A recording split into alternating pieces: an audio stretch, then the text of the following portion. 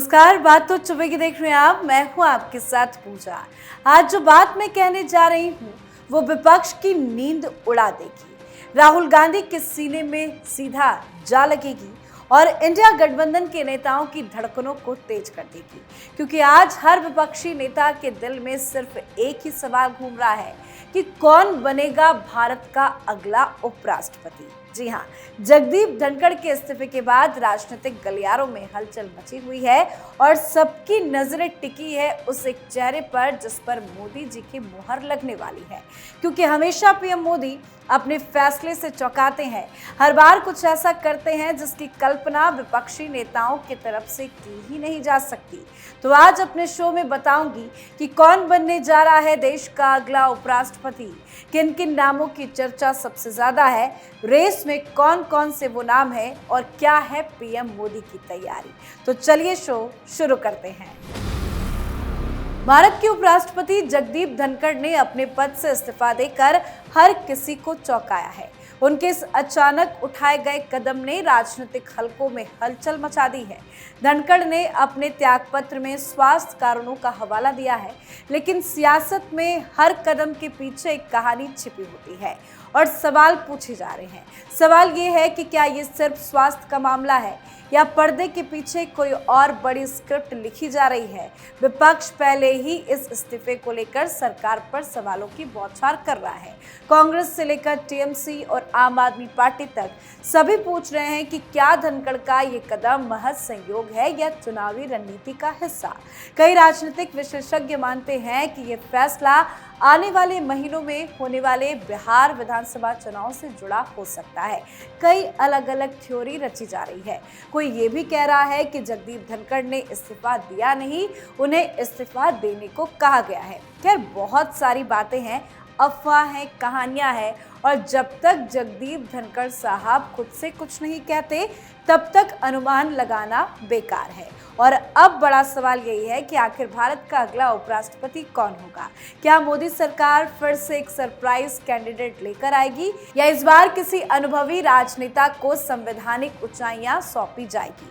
तो चलिए आज आपको अपने शो में बताते हैं कि लिस्ट में कौन कौन से है वो नाम, कौन बनने जा रहा है भारत का अगला उपराष्ट्रपति।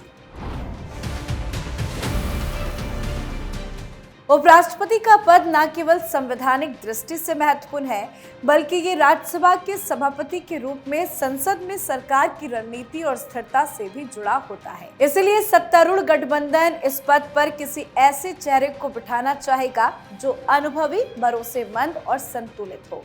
और यही वजह है कि चर्चा राजनाथ सिंह की हो रही है और ये नाम सबसे ऊपर है। राजनाथ सिंह बीजेपी के उन वरिष्ठ नेताओं में से एक है जिनकी छवि साफ सुथरी, संतुलित और राजनीतिक रूप से परिपक्व मानी जाती है।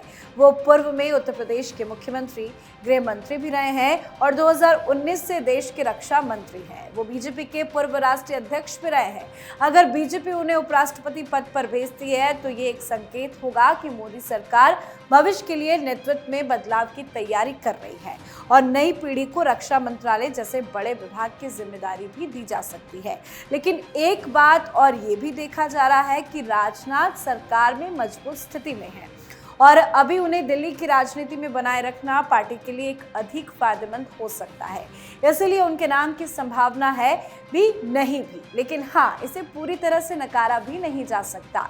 आपको याद होगा पहले भी इस तरह की चर्चाएं चली है कि केंद्रीय मंत्रिमंडल में होने वाले संभावित फेरबदल में राजनाथ सिंह को हटाया जा सकता है और उन्हें कोई नई भूमिका दी जा सकती है। हाल ही में उनका नाम बीजेपी अध्यक्ष के रूप में भी चला था, तो हो सकता है कि राजनाथ सिंह देश के अगले उपराष्ट्रपति हो। उनके साथ सबसे बड़ा प्लस पॉइंट ये है कि वो पक्ष विपक्ष दोनों को साथ लेकर चल सकते हैं। अब आपको बताते हैं कि वो अगला नाम कौन है जिसकी संभावना हो सकती है। ओम माथुर अभी सिक्किम के राज्यपाल है। 73 वर्षीय माथुर पार्टी के कद्दावर नेता है। और राजस्थान से आते हैं। वो गुजरात के चुनाव प्रभारी तब रहे हैं जब पीएम मोदी वहां के मुख्यमंत्री थे। वो मोदी के साथ ही केंद्रीय गृह मंत्री अमित शाह के भी करीबी माने जाते हैं। माथुर राष्ट्रीय स्वयंसेवक संघ में प्रचारक भी रह चुके हैं और बाद में गुजरात बीजेपी के प्रभारी महासचिव भी रहे। तो ऐसे में संभावना यही जताई जा रही है कि ओम माथुर को भी बड़ी जिम्मेदारी मिल सकती है। इनका भी नाम रेस में चल रहा है। बीजेपी उपराष्ट्रपति पद के लिए अपनी विचारधारा के प्रति समर्पित कार्यकर्ता को उम्मीदवार बना सकती है। फिलहाल जिन नामों पर पार्टी में विचार चल रहा है उनमें कर्नाटक के राज्यपाल थावरचंद गहलोत सबसे प्रबल दावेदार माने जा रहे हैं। थावरचंद गहलोत अभी कर्नाटक के राज्यपाल है। 77 ईयर्स गहलोत राज्यसभा में सदन के नेता भी रह चुके हैं, साथ ही केंद्रीय मंत्री का पद भी संभाल चुके हैं। बीजेपी में वो सर्वोच्च नीति निर्धारक इकाई पार्लियामेंट्री बोर्ड के सदस्य भी रहे हैं। जातीय समीकरण में भी वो फिट बैठते हैं। वो मध्य प्रदेश से हैं, उनके पास प्रशासनिक अनुभव भी है। तो हो सकता है बीजेपी थावरचंद गहलोत का नाम आगे कर सबको चौंका सकती है। कटारिया राजस्थान बीजेपी के पूर्व वरिष्ठ नेता और वर्तमान में पंजाब के राज्यपाल के साथ केंद्र शासित प्रदेश चंडीगढ़ के प्रशासक की भूमिका निभा रहे हैं। मेवाड़ की राजनीति में बड़ा कद रखने वाले गुलाबचंद कटारिया संघ परिवार से आते हैं। उपराष्ट्रपति की रेस में कटारिया के नाम को भी मजबूत माना जा सकता है। कटारिया वसुंधरा राजे की सरकार में साल 2014 से लेकर 2018 तक राज्य के गृह मंत्री भी रह चुके हैं। मूल रूप से उदयपुर के रहने वाले कटारिया लोकसभा के सांसद और राजस्थान के ग्रामीण विकास एवं पंचायती राज मंत्री भी रहे हैं। इससे पहले कटारिया को असम का राज्यपाल नियुक्त किया गया था। इसके बाद उन्हें पंजाब का राज्यपाल बनाया गया था। राजस्थान से एक और नाम है जो चर्चा का विषय है और नाम चर्चा में इसलिए भी है क्योंकि ये महिला है। जी हाँ, वसुंधरा राजे वो भी प्रबल दावेदार मानी जा रही है। राजस्थान की पूर्व सीएम वसुंधरा राजे का नाम भी मजबूती से उपराष्ट्रपति के तौर पर लिया जा रहा है। केंद्र में मंत्री और राजस्थान से 2 बार मुख्यमंत्री का दायित्व संभाल चुकी वसुंधरा राजे भी मजबूत मानी जा रही है। राजे संघ के करीबी है। मौजूदा राजनीति में पार्टी की राष्ट्रीय उपाध्यक्ष भी है। ऐसे में शीर्ष नेतृत्व उपराष्ट्रपति पद की दायित्व दे सकता है। तो ये मैंने आपको 5 नाम बताए जिसकी चर्चा है, पर एक नाम और है जिसकी संभावना तो काफी ज्यादा है। राज्यसभा के उपसभापति हरिवंश सिंह का नाम भी उपराष्ट्रपति की रेस में सबसे आगे बताया जा रहा है। वो जनता दल यूनाइटेड के राज्यसभा सांसद है और 2020 से इस पद पर है। अभी वो अस्थायी रूप से राज्यसभा के सभापति की भूमिका निभा रहे हैं। वो सरकार के करीबी माने जाते हैं। उनके पास राज्यसभा की कार्रवाई संचालित करने का अच्छा खासा अनुभव है। वो जेडीयू के कोटे से राज्यसभा सांसद है और जेडीयू इस वक्त एनडीए के साथ है। इसके साथ ही बिहार में विधानसभा चुनाव भी होने वाला है। तो कहा यह भी जा रहा है कि अगर किसी और के नाम पर सहमति नहीं बनेगी तो उनका नाम आगे किया जाएगा। हालांकि रिपोर्ट में यह भी दावा किया जा रहा है कि इस बार उपराष्ट्रपति भाजपा से ही होगा और ये बात एनडीए के सहयोगियों को भी बता दी गई है। तो देखिए कौन होता है। पर हाँ, एक बात और, पीएम मोदी हमेशा अपने फैसलों से चौंकाते हैं। किसी को नहीं पता कि देश का उपराष्ट्रपति कौन होगा। मैंने तो बस आपको वो सारे नाम बताए जिसकी संभावना जताई जा रही है। हालांकि मोदी अपने पिटारे से क्या निकालेंगे, किसको बनाएंगे, ये कोई नहीं जानता।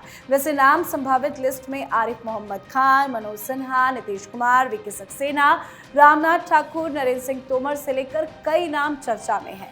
साथ ही खबर ये भी है कि बीजेपी किसी राज्य के वर्तमान राज्यपाल को भी उम्मीदवार बना सकती है। जैसे धनखड़ पश्चिम बंगाल के राज्यपाल रह चुके थे। साथ ही अनुभवी केंद्रीय मंत्री या पार्टी के शीर्ष संगठनात्मक नेता का नाम भी सामने आ सकता है। पार्टी सूत्रों के मुताबिक नेतृत्व के पास कई विकल्प है और नाम को लेकर लगातार मंथन भी चल रहा है। धनखड़ से पहले वेंकैया नायडू उपराष्ट्रपति थे और वो भी बीजेपी के वरिष्ठ नेता रह चुके थे। इससे पहले की रुझानों को देखते हुए ये माना जा रहा है कि इस बार भी एनडीए एक ऐसा चेहरा सामने लाएगा जो संगठनात्मक रूप से मजबूत और सदन संचालन में दक्ष हो। बीजेपी की रणनीति में जातीय संतुलन, राजनीतिक अनुभव और जन स्वीकृति को प्राथमिकता दी जा रही है और उम्मीद है कि जल्द नाम सामने आ जाएगा, क्योंकि उपराष्ट्रपति चुनाव की तारीख की घोषणा भी कर दी गई है। चुनाव आयोग ने 1 अगस्त को उपराष्ट्रपति पद के लिए चुनाव कार्यक्रम की घोषणा कर दी थी। चुनाव आयोग के अनुसार उपराष्ट्रपति पद के लिए मतदान 9 सितंबर को कराया जाएगा और इस दिन रिजल्ट की भी घोषणा कर दी जाएगी। चुनाव आयोग की ओर से जारी शेड्यूल के अनुसार 7 अगस्त को चुनाव के लिए आधिकारिक अधिसूचना यानी कि नोटिफिकेशन जारी की जाएगी। इसके बाद इच्छुक जो भी उम्मीदवार होंगे वो 21 अगस्त तक अपना नामांकन दाखिल कर सकेंगे। नामांकन पन्नों की जांच 22 अगस्त को की जाएगी। तो इंतजार करते हैं, जल्द नाम सामने होगा और जो नाम होगा वो विपक्षी नेताओं को बड़ा चुभेगा। तो आपको क्या लगता है, कौन हो सकता है एनडीए का उम्मीदवार, कौन हो सकता है विपक्ष का उम्मीदवार, कौन बनेगा देश का अगला उपराष्ट्रपति? कमेंट करके जरूर लिखिएगा। देखते रहिए कैपिटल टीवी। नमस्कार।